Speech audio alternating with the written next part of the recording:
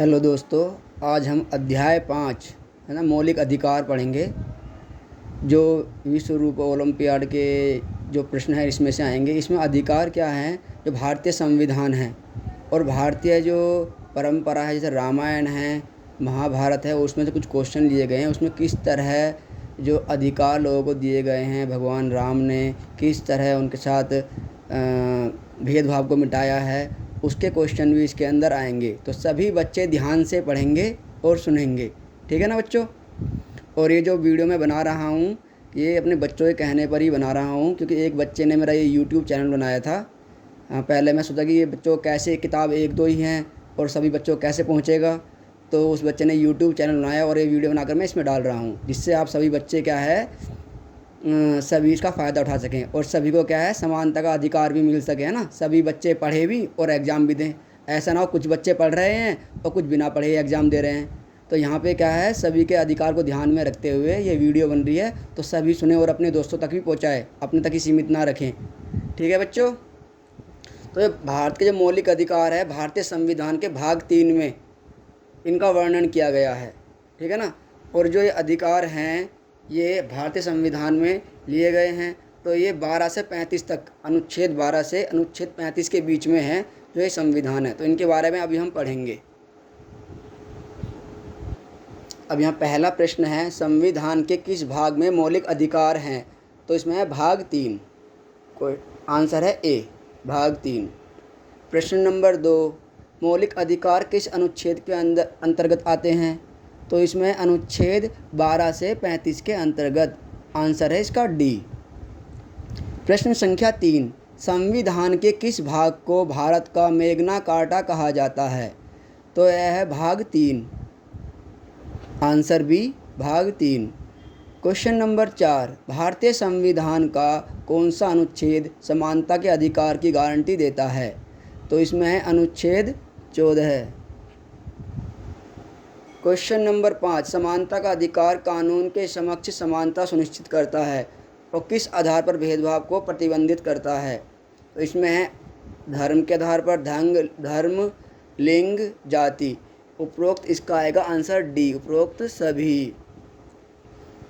Question number 6, समानता के अधिकार में निम्नलिखित का अधिकार शामिल है। इसका आंसर है कानून का समान संरक्षण। आंसर है इसका सी।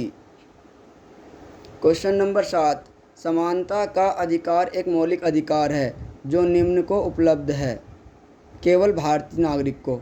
इसका आंसर है ए। क्वेश्चन नंबर 8, समानता का अधिकार किसके माध्यम से लागू किया जा सकता है। तो इसका आंसर आएगा आपका सी, न्यायालय के द्वारा। क्वेश्चन नंबर 9, कौन सा अनुच्छेद धर्म, नस्ल, जाति, लिंग या जन्म के आधार पर भेदभाव को प्रतिबंधित करता है। तो ये है इसका अनुच्छेद 15 बी। क्वेश्चन नंबर 10, सैन्य और शैक्षणिक उपाधियों को छोड़कर उपाधियों के उन्मूलन का उल्लेख किस अनुच्छेद में किया गया है। इसका आंसर है सी, अनुच्छेद 18 में। क्वेश्चन नंबर 11, सार्वजनिक रोजगार के मामले में अवसरों की समानता। तो इसका आंसर आएगा आपका बी, अनुच्छेद 16 है। क्वेश्चन नंबर 12, अपराधों के लिए दोष सिद्धि के संबंध में संरक्षण किसके अंतर्गत प्रत्याभूत है। इसका आंसर है आपका सी, अनुच्छेद 20।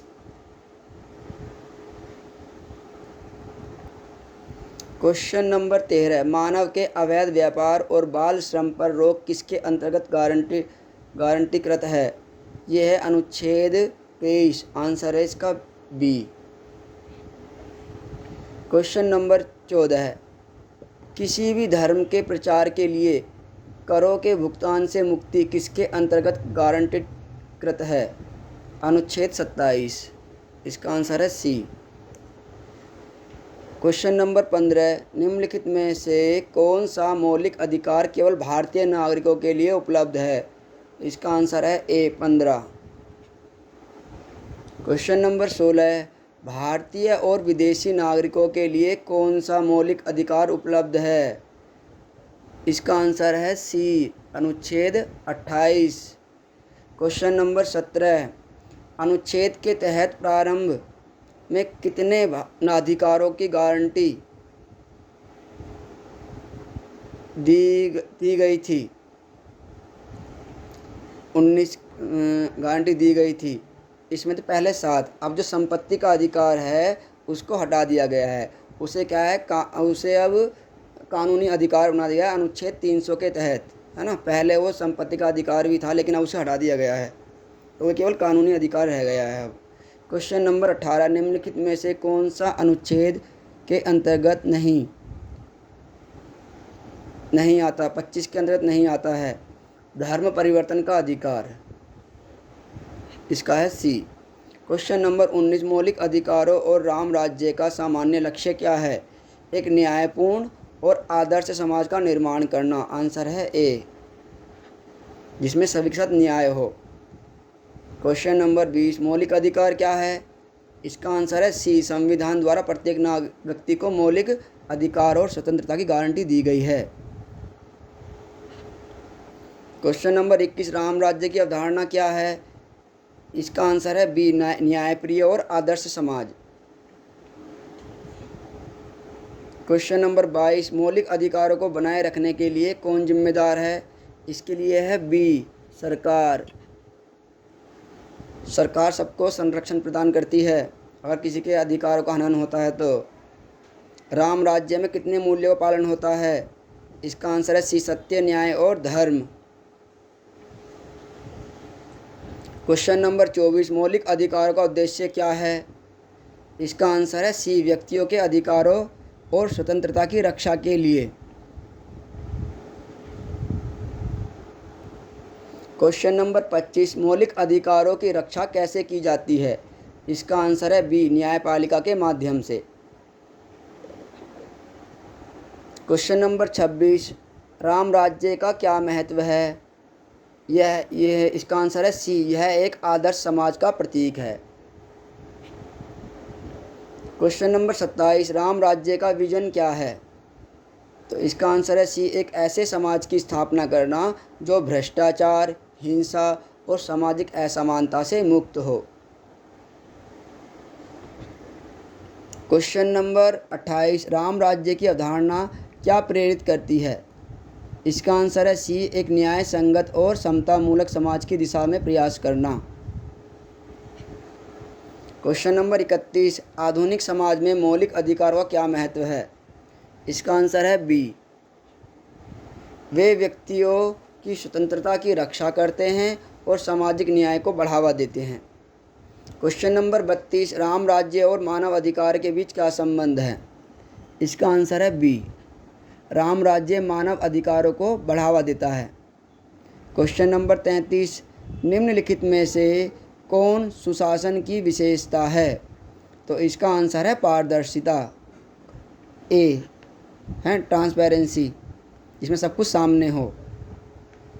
क्वेश्चन नंबर 34, निम्नलिखित में से कौन सुशासन की विशेषता नहीं है? इसका आंसर है भेदभाव। अगर भेदभाव होगा तो ये सुशासन नहीं माना जाएगा, कुशासन माना जाएगा। बल्कि कानून का शासन है, जवाबदेही और भाग लेना, ये तीनों सुशासन के अंतर्गत आते हैं। क्वेश्चन नंबर 35, सुशासन के संदर्भ में कानून के शासन का क्या अर्थ है? इसका है कानून लगातार और निष्पक्ष रूप से लागू होते हैं। आंसर है इसका ए। क्वेश्चन नंबर 36, सुशासन में भागीदारी की क्या भूमिका है? तो इसका आंसर आएगा डी, यह सुनिश्चित करने के लिए कि नागरिक निर्णय लेने की प्रक्रिया में सक्रिय रूप में शामिल हैं। क्वेश्चन नंबर है 37, सुशासन में दक्षता की क्या भूमिका है? इसमें आंसर है सी, सार्वजनिक नीतियों और सेवाओं के प्रभाव को अधिकतम करने के लिए।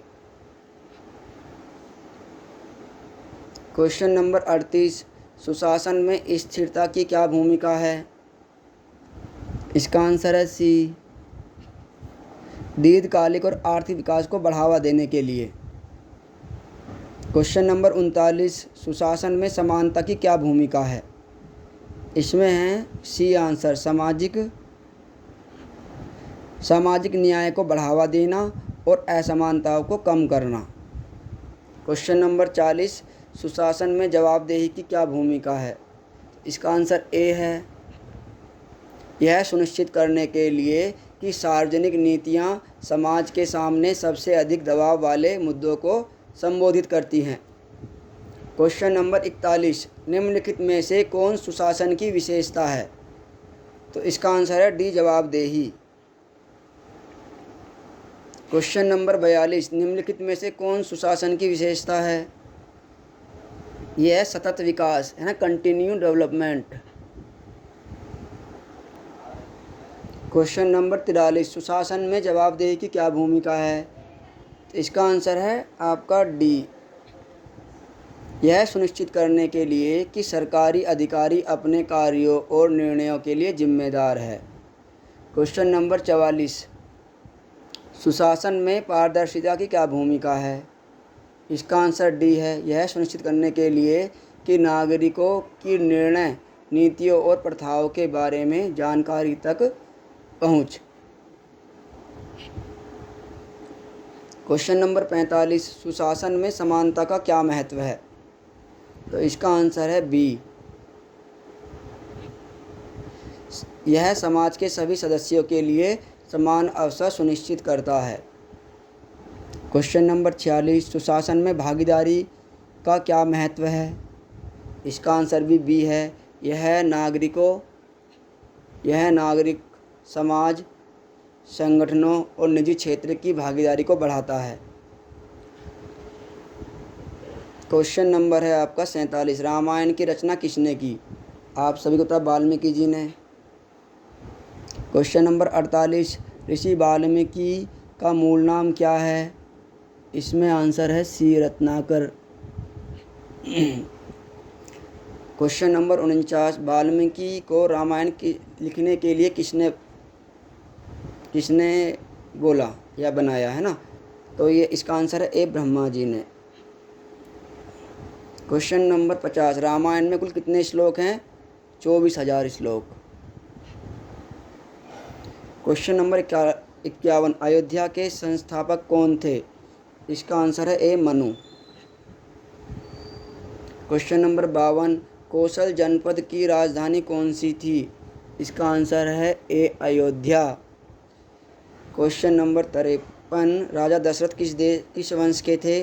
ये थे इक्ष्वाकु वंश के थे ये। क्वेश्चन नंबर 54, निम्नलिखित में से कौन दशरथ के मुख्य पुजारी थे?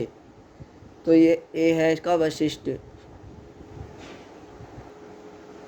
क्वेश्चन नंबर 55, महाराज जनक द्वारा आयोजित यज्ञ में राम और लक्ष्मण के साथ कौन थे? इनके साथ थे ऋषि विश्वामित्र। क्वेश्चन नंबर 56, राम और लक्ष्मण को विश्वामित्र के साथ भेजने के लिए दशरथ को किसने राजी किया? आंसर है ए, वशिष्ठ, ऋषि वशिष्ठ। क्वेश्चन नंबर 57, प्रथम महिला राक्षसी को राम ने ऋषि विश्वामित्र के साथ जंगल में मारा था, दानव ताड़का का वध जब किया था। क्वेश्चन नंबर 58, महर्षि गौतम की पत्नी का नाम बताइए। अहिल्या, ए आंसर है इनका।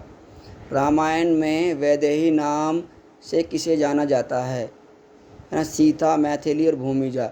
ये सभी आंसर आएगा इसका डी, ये सभी सीता जी के नाम है ना, देवी सीता के नाम हैं ये सभी, सीता, मैथिली और भूमिजा, जो भूमि से उपजी हैं।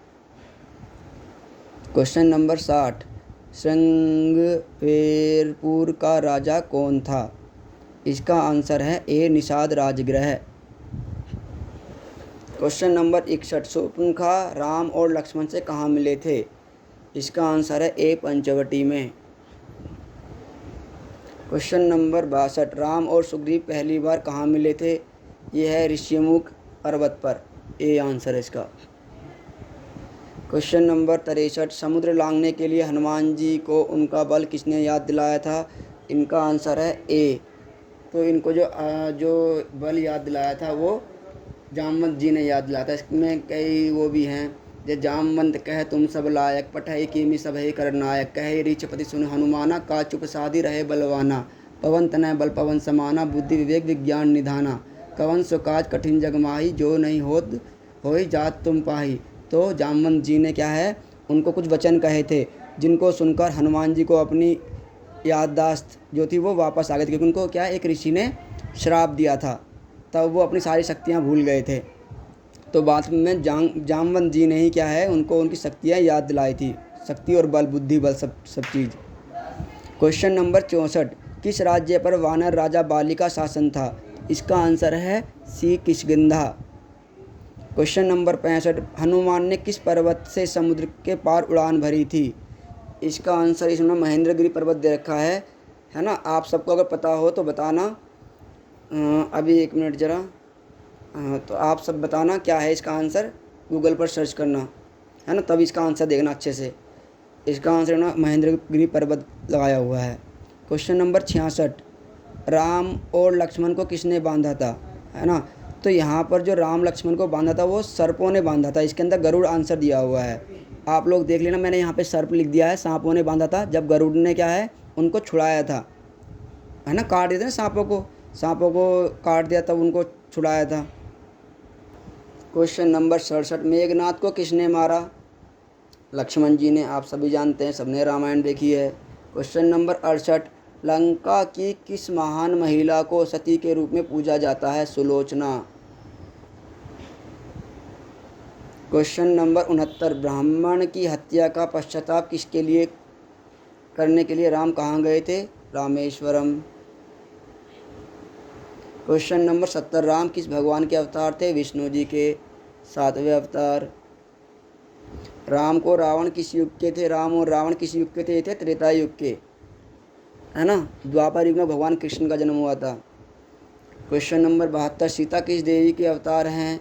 लक्ष्मी जी की राम जी विष्णु जी के थे, तो विष्णु और लक्ष्मी जी का जोड़ा है वो हैं, और ऐसे ही जो सीता जी हैं वो लक्ष्मी जी के अवतार हैं। क्वेश्चन नंबर 73, दशरथ के पुत्रों को शिक्षा किसने दी? ऋषि वशिष्ठ ने दी। ए। क्वेश्चन नंबर 74, कौन लंका तक सेतु बनाते हैं? नल और नील। नल और नील को क्या है, ऋषियों का श्राप था, अगर वो कोई भी वस्तु पानी में फेंकेंगे तो वो तैर जाएगी, तो नल और नील ने जो भी पत्थर फेंके समुद्र के अंदर वो सब तैरने लगे थे, उनको बस बांधा गया था, है ना, जिससे वो भागे ना, सभी वानरों ने उनको बांधा था। क्वेश्चन नंबर 75, निम्नलिखित में से किस ऋषि का जन्म क्षत्रिय वंश में हुआ था? आंसर है ए, विश्वामित्र। क्वेश्चन नंबर 76, जिसे लेकर राम और लक्ष्मण जनकपुरी जाते हैं, वो कौन थे? विश्वामित्र। बी, जिन्होंने रामचरितमानस की रचना की, ये हैं तुलसीदास। इसका आंसर क्या है? तुलसीदास। बी, रामचरितमानस अवधी भाषा में है ये। क्वेश्चन नंबर 78, जहाँ भगवान राम युद्ध से पहले शिवलिंग की स्थापना करते हैं उसे रामेश्वरम बोलते हैं। क्वेश्चन नंबर 79, बाली को किसके द्वारा मारा गया था? भगवान राम के द्वारा। भगवान राम ने ही बाली को मारा था, कि बाली को क्या है, शक्ति प्राप्त थी, उसको वरदान था, जो भी उसके सामने आएगा उसका आधा बल बाली के अंदर चला जाएगा। तो भगवान राम ने क्या है, पेड़ के पीछे छुपकर बाली को मारा था, कि अगर वो सामने आते तो आधा बल उनके अंदर चला जाता, तो वैसे ही उनकी आधी शक्ति उनके अंदर चली जाती, इसीलिए। क्वेश्चन नंबर 80, रावण के वाहन का नाम पुष्पक विमान था, है ना। क्वेश्चन नंबर 81, भगवान राम ने सभी व्यक्तियों के साथ उनकी सामाजिक स्थिति की परवाह किए बिना सम्मान के साथ व्यवहार किया, यह उनके विश्वास को दर्शाता है। यह है, इसका आंसर है बी, समानता, सामाजिक समानता, है ना, समाज में सभी के साथ समानता की जाए, चाहे वो किसी भी भाषा, धर्म, जाति, लिंग भेदभाव को छोड़कर। क्वेश्चन नंबर 82, वानर जनजाति के सुग्रीव के साथ भगवान राम ने मित्रता को एक उदाहरण के रूप में देखा जा सकता है, ये क्या है? ए, बाधाओं को तोड़ना और सामाजिक समानता को बढ़ावा देना। क्वेश्चन नंबर 83, अनुच्छेद 15(3) राज्य को निम्नलिखित की उन्नति के लिए विशेष प्रावधान करने की अनुमति देता है, इसका आंसर है सी, अनुसूचित जाति और जनजाति। क्वेश्चन नंबर 84, अनुच्छेद 15(4) राज्य को निम्न के लिए आरक्षण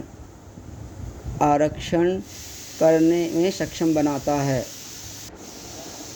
तो इसका आंसर है सी, अनुसूचित जाति और जनजाति।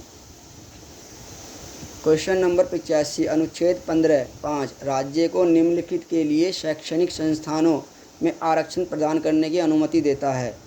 तो इसमें है आर्थिक रूप से कमज़ोर वर्ग, आंसर है डी। क्वेश्चन नंबर 86, अनुच्छेद 15(6) राज्य को निम्नलिखित के लिए प्रावधान करने की अनुमति देता है। इसमें है आंसर सी, विकलांग व्यक्ति, जिसे हम दिव्यांग बोलते हैं। अब अनुच्छेद 87 प्रश्न 87, अनुच्छेद 15(7) राज्य को निम्नलिखित के लिए प्रावधान करने का अधिकार देता है। इसका आंसर है सी, पिछड़ा वर्ग, जो हमारा ओबीसी वर्ग है। क्वेश्चन नंबर 88, अनुच्छेद 15(9) राज्य को निम्नलिखित के लिए विशेष प्रावधान बनाने का अधिकार प्रदान करता है। आंसर है सी, पिछड़ा वर्ग। तो बच्चों, हमने जो ये वीडियो बनाई है ये हमारे मौलिक अधिकारों के ऊपर है। तो इस वीडियो को अपने सभी दोस्तों के तक पहुंचाएं, जिससे कि वो सब भी क्या है अपने अधिकार को पा सके, क्योंकि सभी बच्चों के पास ये किताब नहीं है हिंदी मीडियम की, कुछ ही बच्चों को मिली है हर स्कूल के अंदर। तो ऐसा अगर होगा तो सभी का समानता का अधिकार नहीं होगा, क्योंकि सभी तक किताब नहीं पहुंच पाएगी। तो आप सभी तक इस वीडियो को पहुंचाइए, जिससे सभी है ना पढ़ने के बाद पेपर आराम से दे सके, जिससे क्या है सभी अगर सभी नहीं पढ़ेंगे तो ये समानता का अधिकार नहीं होगा, क्योंकि सभी के पास किताब तो है नहीं। तो ये वीडियो मैं सभी के लिए बना रहा हूँ। मैं चाहे तो अपने स्कूल के बच्चों तक भी पहुँचा सकता था, लेकिन मैं अब ये सभी तक पहुँचा रहा हूँ, जिससे सभी बच्चे इस वीडियो से कुछ लाभ अर्जित कर सकें। तो बेटा सभी इसको सब्सक्राइब भी करें और लाइक भी करें, और कमेंट में बताएं आपको कुछ और पूछना हो तो मैं आपको अलग से भी वीडियो बना सकता हूँ, केवल मौलिक अधिकार के ऊपर बस। धन्यवाद बेटा, सभी लाइक और सब्सक्राइब ज़रूर करें। Thank you.